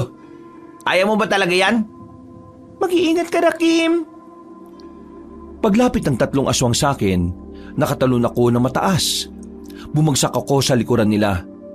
Nang mahawakan ko ang isa, ay malakas ko itong binalibag sa gilid. Nailagan ko ang kalmot ng isang aswang. Nagawa ko siyang suntukin sa tagiliran habang nakayuko ako. Maging sila Sabel at Juan ay narinig ang paglagutok ng buto ng aswang. Pagtingin ko naman sa isa pang aswang, nakakapit na yon sa isa kong braso. Hindi ko yung pinalagpas. Sinuntok ko yun ng malakas sa muka na naging dahilan para bumagsak agad ito. Pinagsusuntok ko ulit ng marami hanggang sa hindi na yun gumagalaw. Ang 2 aswang naman sa gilid, bumangon at muling umatake sa akin. Wala akong sinayang na sandali. Pinatikim ko sila ng malalakas at solid na suntok. Halos madurog ang panga nila sa akin. Na kahit ako man din, hindi ko rin inakala na magagawa ko silang talunin. Pambira, pre. Ang galing mo ah. May kapangyarihan yata yung singsing na yan eh. Anting-anting nga to. Bigay ng isang taong nagligtas sa akin. Pero hindi to ang tamang oras para pag-usapan yon. Kailangan na natin makalis ng asyenda. Nilisan namin ang lugar na yon. Pagdating namin sa tinatawag nila Sabel na backdoor, napatago rin kami sa gilid. May mga aswang din kasi sa gate. Kinakain na ang mga taong nagbabantay roon. Tinakpan ko na lang ang mata ni Isabel para hindi niya makita ang nangyayari. Ikaw na munang bahala sa kanya.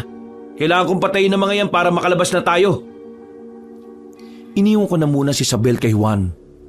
Naglakad ako na para bang normal lang ang lahat.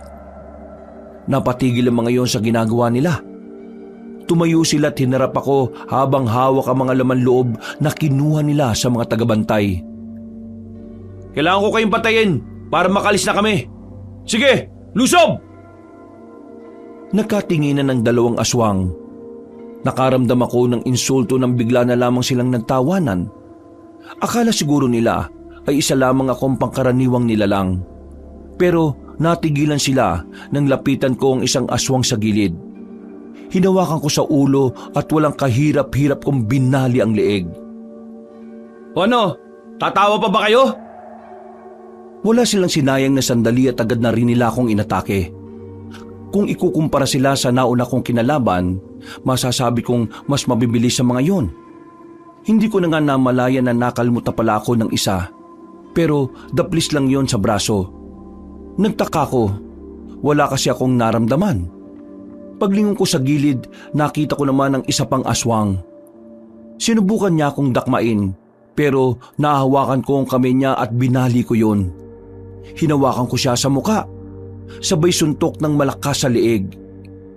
Hindi pa rin nakaramdam ng takot ang mga aswang. Sa puntong ito, ay sabay-sabay na nila akong inatake. Parang hindi na sila nag-iisip dahil bara-bara na ang bawat paggalaw nila. Kaya naman, naging madali na para sa akin na paslangin silang lahat. Makalipas lang ang 5 minuto, nakabulagta na sila sa lapag. Napapatingin na lang ako sa singsing na suot ko. Napapailing at maging ako'y humahanga rin sa taglay ng singsing na yon. Sinenyasan ko sila Juan at Sabel at agad din naman silang lumapit sa akin. Akala ko kapag nakalabas na kami ay makakaligtas na si Isabel. Pero ang hindi namin inaasahan, mas marami na pala ang mga aswang sa labas ng asyenda. Karamihan sa kanila nagtungo na sa mga baryo.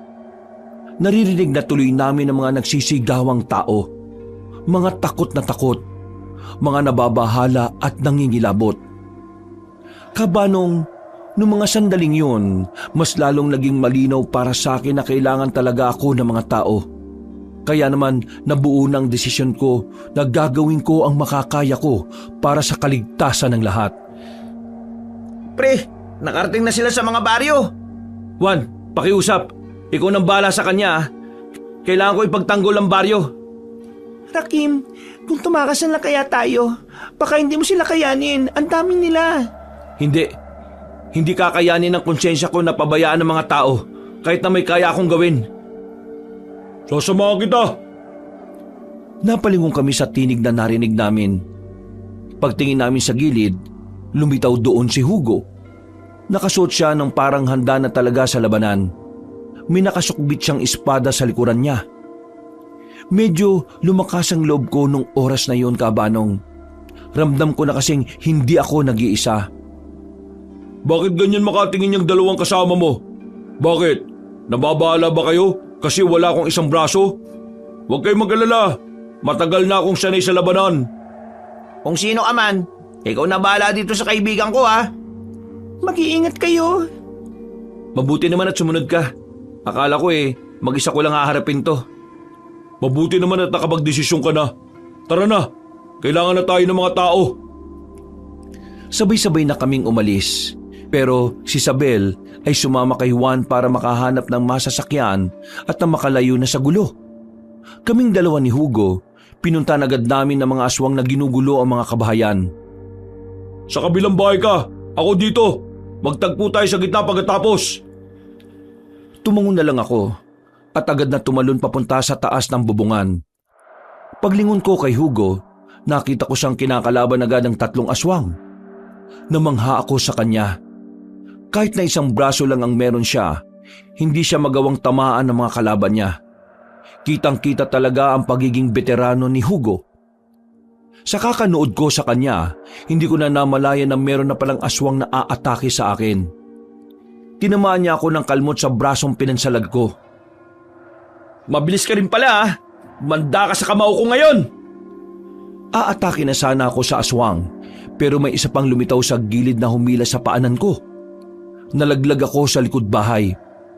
May mag-asawa pa akong nakita roon na nag-aanuhan.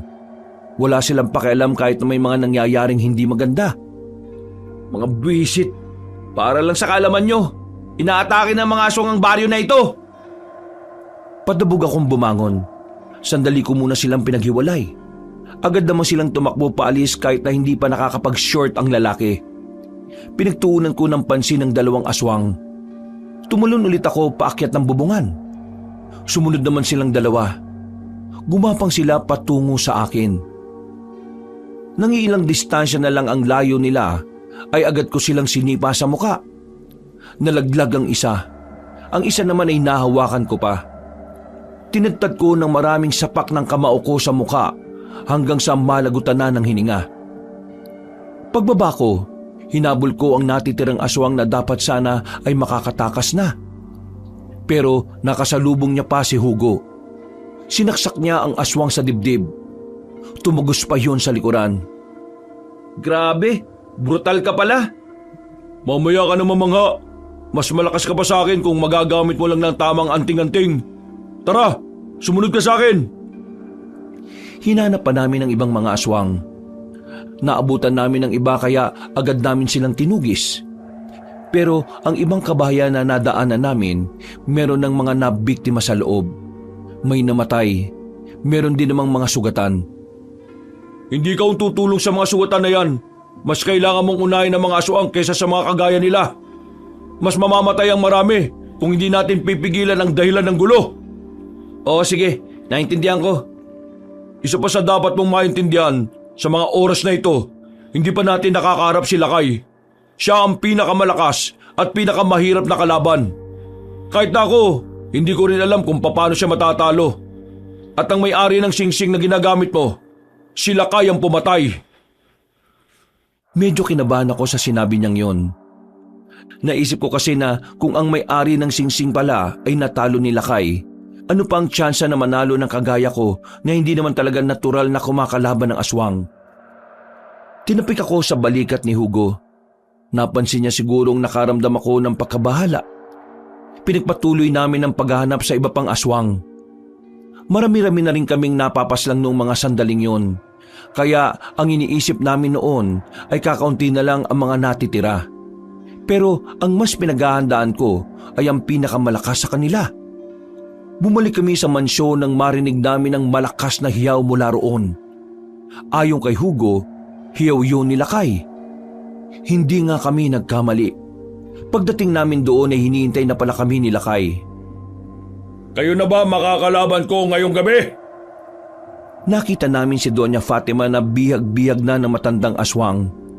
Hindi siya makapagsalita sa sobrang takot. Nakatingin lang siya sa amin na parabang kami ang pag-asa niya. Ang tagal na panahon na ang hinintay namin na mangyari ito. Sa wakas, matutuloy na rin ang matagal na naming inaasam. May babalik na sa amin ang buong Romblon, lalong-lalo na ang lugar na ito. Bigla na lamang sumulpot si Mang Rojas mula sa gilid. Parang kanina pa yun naghihintay ng tamang pagkakataon para magpakita. Ako ang bumuhay sa inyong lahat. Ako ang tumulong sa inyo. Maniwala kayo sa akin. Kadugo ako ng angkan na kaibigan ninyo noon. Kabilang ka sa angkan na kaibigan namin noon? Kung ganon, isa kang kakampi? Oo, kakampi ako. Ang tagal ko nang pinag-aralan kung paano kayo may babalik.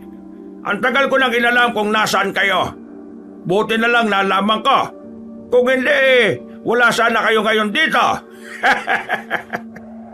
Walang hiya ka, Rojas! Pinagkatiwalaan kita! Mapapanggap ka lang pala! Sana pala'y hindi na lang kita pinapasok sa asyenda ko! Hindi ko naman kasalanan kung inutil kang tao. Ngayong buhay na si Lakay. Kawawa ka na. Kawawa na ang angkan mo. Hindi ba, Lakay? Sila ang uunahin mo. Ang angkan na mga taong naging dahilan kung bakit kayo nahimplay ng matagal. Sila ang unahin mo. Inuutusan mo ba ako? Hindi. Di ba yun naman talagang dapat ninyong gawin? Ang gantihan ng mga may atraso sa inyo. Ang tagal yung nahimlay at napaglipasan na lang kayo ng panahon. Pero mga kadugo nila ay nabubuhay pa kaya may pagkakataon kayo makaganti sa kanila. Kaya gantihan nyo sila. Alam mo ba kung ano ang pinakaayaw ko noong araw? Ano nga ba? Yun ay ang inuutusan ako ng isang mababang nilalang. Bakit? Hindi ba kita pwedeng utusan? Di ba nakasaad sa iniwang kasulatan ng mga natitirang aswang noon na kung sino man ang makakapagbalik sa inyo sa buhay, siya ang magiging amo ninyo, magiging tagasunod niya. Ang kapal ng mukha mong pangarapin na susunod kaming mga aswang sa isang taong kagaya mo. Nagulat na lang kami nang makita naming ibinaon ni Lakay ang kamay niya sa tiyan ni Mang Rojas. Tila hinalukay nito ang laman loob ng matandang yon. Pagkatapos ugutin, sinipa papalayo ang wala ng buhay na katawan ni Mang Rojas. Napatili na lamang si Doña Fatima sa kanyang nakita. Pero nawalan nito ng malay ng sampalin ng isang aswang. Kayong dalawa, kayo na ang isusunod ko. Maganda ka. Naglakad ng kaunti ang matandang lalaki palapit. Tumingin siya sa amin ng seryoso. Sa mga sandaling yon, naramdaman na namin ang malakas na presensya niya. Nagtitindigan na ang mga balahibo ko, pero ginawa kong lahat para hindi ako lamunin ng takot. Hanggang sa dinakma ko bigla sa liig ni Lakay at saka mabilis niya akong naidikit sa bader ng mansyon. Pulang-pula na ang mukha ko. Buti na lang ay nakaisip agad ako ng paraan. Dinampot ko ang paso sa gilid at ipinalo ko sa ulo niya. Binilisan ko rin ang kilos ko. Sinubukan ko siyang patamaan ng suntok ko pero sa kasamaang palad ay ako pa ang nadali niya. Hindi ko na kasi napansin ang kamao niya sa kaliwa. Pagtama sa mukha ko, para ako nakakita ng ibon sa ulo ko. Agad namang rumispondi sa akin si Hugo. Winasiwas niya ang espada niya sa matandang aswang. Pero parang nilalaro lang siya ni Lakay. Tinatawanan habang umiilag. Ha! Ang lakas din naman pala ng loob mong lumaban sa aswang na merong 2 kamay. Saan ka kumukuha ng inspirasyon para lumaban sa kagaya kong malakas? Sa lahat ng biniktima ninyo noon? Isang mabilis at malakas na hagupit ang nagawa ni Hugo. Sa hindi inaasahang pagkakataon, tinamaan na niya si Lakay sa muka. Nahiwa ang pisngi nito. Pero hindi doon natapos ang lahat. Mas lalong sumiklab ang galit ni Lakay sa aming dalawa. Hugo! Ginamit ko ang kapangyarihan ng anting-anting. Mabilis akong lumapit sa kanila para iligtas si Hugo sa tiyak na pagkabugbog. Ang kaso nga lang, ako pala talaga ang puntirya ni Lakay. Sinuntok na naman niya ako sa sikmura. Parang lumabas pansamantala ang kaluluwa ko dahil sa lakas ng ginawa niya. Mabuti na lang at pinrotektahan ako ng singsing na suot-suot ko. Marami pa kayong kakainin palay para matalo ako! Sinong tanga kakain ng palay? Kanin ang kinakain, hindi palay. Masyado pa kayo mga bata para humarap sa isang kagaya ko. Kulang na kulang kayo sa karanasan. Nung sandaling yon, akala ko'y ako na naman ang aatakihin niya. Maging si Hugo'y nagulat din nang nasa harapan na niya ang pinuno ng mga aswang.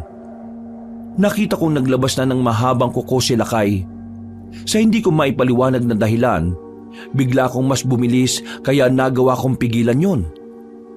Nahawakan ko si Lakay sa damit at saka ko siya inihagis palayo. Ganyan nga! Gamitin mo ang anting-anting! Hindi na ako naghintay pa na makabangon si Lakay. Pinuntahan ko kagad siya at sinuntok ko siya ng malakas. Pero nasalag lang niya ng kamay ang kamao ko. Hinawakan niya yon ng maigpit hanggang sa makaramdam na ako ng sakit. Pero hindi ako nagpatinag. Gamit naman ang kaliwa kong kamao, sinuntok ko siya sa tagiliran. Sa puntong yon, napansin kong parang naramdaman niya ang suntok na ginawa ko. Tumigil ako sandali at napatingin sa singsing sa kaliwa kong kamay. Ngayon, alam ko na kung paano ko mas magagamit ang anting-anting na ito. Kung ganon, ikaw na pala ang gumagamit ng anting-anting ni Samuel? Alam mo ba na ang may-aring yan ay pinaslang ko lang? Alam ko yun. Sinabi na sa akin ni Hugo. Pero huwag kang makampante, tanda. Iba siya, iba rin ako. Magkaiba ang panahon na ginagalawan namin. Kahit na kumbinsin mo pa ang sarili mo, hindi mo may tatanggi ang katotohanan na kung hindi mo mahigitan si Samuel, hindi mo rin ako matatalo. Hindi ako siya, kaya hindi ako mamamatay sa kamay mo. Tingnan na lang natin, bata. Marami kang sinasabi, tanda. Tinaga ni Hugo sa leeg si Lakay nang hindi ito nakatingin. Pero wala namang nangyari. Tumagas lang ang dugo pero nanatili pa rin nakatayo ang matandang aswang. Hinawakan ni Lakay ang leeg ni Hugo at saka inuntog din sa sarili nitong ulo. Bumagsak agad si Hugo. Hindi ko na hinayaan pang makalapit si Lakay sa kanya. Sinalag ko ang huling suntok na itatama sana nito kay Hugo. Sa puntong ito, hindi na makatayo si Hugo. Hilong-hilo na siya sa ginawa ni Lakay. Kaya naman ako na lang ang mag-isang haharap sa kalaban namin. Oh, anong gagawin mo ngayon? Huminga ako ng malalim, kabanong. Tiningnan ko lang muna si Lakay. Hinawakan ko ang singsing. Inikot ko ng bahagya nang maramdaman ko na parang umiinit na yon. Tumatawa pa si Lakay nang tumakbo na rin ako patungo sa kanya. Sinalubong niya ako. Sa pagtama ng mga kamao namin sa isa't isa, pareho kaming tumalamsik. Pero agad naman akong nakabangon. Nang muli kaming magsalubong, nagkamali ako ng suntok sa kanya. Nakailag siya at nahawakan ng braso ko. Hinila niya ako palapit. Itinarak niya sa tiyan ko ang mahaba niyang kuko. Buti na lang ay nakailag ako ng bagya kaya hindi masyadong bumaon. Pero ganun pa man, naging dahilan yon para mapabagal niya ako sa mga galaw ko. Mas lalong tumaas ang moral niya noong mga sandaling yon. Kaya sa mga sumunod na senaryo, mas lalo pa niya akong binugbog. Talagang pinapahirapan niya muna ako. Kung ako sa'yo, tapusin mo na ako. Magsisisi ka kapag nakakuha pa ako ng pagkakataon na labanan ka. Tapusin? Hindi mo ako malilinlang. Gusto mong tapusin na para mas maikli lang ang paghihirap mo? Hibang ka na yata eh. Hindi ako kahapon ipinanganak. Ipaparanas ko sa iyo ang walang hanggang hapdi at kirot. Yan ang napapala ng mga kumakalaban sa akin. Tumawa na lang ako dahil sa sinabi niya. Mas nilakasan ko pa hanggang sa mawala na rin ang ngiti niya. Wala siyang ideya kung bakit ako natatawa. Ang hindi niya alam, wala rin naman akong dahilan. Kinuha ko lang talaga ang atensyon niya para mawala siya sa wisyo. Anong tinatawa-tawa mo dyan? Dapat nagmamakaawa ka na dahil malapit ka ng mamatay. Alam mo kung anong nakakatawa? Sinasabi mong malakas ka, pero ang kagaya kong hindi naman talaga antingero. Isang baguhan at walang alam sa pakikipaglaban. Hindi mo pa mapaslang kagad. Umatong pa tayo sa ganitong punto. Isa lang ang ibig sabihin nun. Hindi ka na malakas, tanda. Sa tagal mong nakaimlay, humimlay na rin ang dating ikaw. Bigla na lamang umilaw ang singsing sa daliri ko. Maging ako'y hindi ko rin yun inaasahan. Pero nararamdaman ko ang nag-uumapaw na lakas mula roon. Parang nagkaroon muli ako ng enerhiya na makalapit sa kanya. Nang idapo ko na ang kamao ko sa mukha niya, tumilapon siya at malakas na tumama sa pader. Hindi pa ako nakontento. Sinuntok ulit siya ng mas malakas sa tiyan. At ang huling suntok na ginawa ko sa kanya ay sa dibdib, na naging dahilan para magkandabali-bali ang mga buto niya.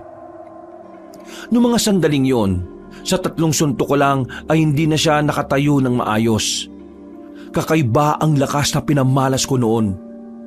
Palagay ko, nagamit ko na talaga ang tunay na lakas ng anting-anting. Napangiti na lang din si Hugo noong mga sandaling yon. Kaya ko pa. Ilalaban ko pa ito. Hindi mo na kaya. Hanggang dito na lang ang paglalakbay ng lahi niyo, mga aswang.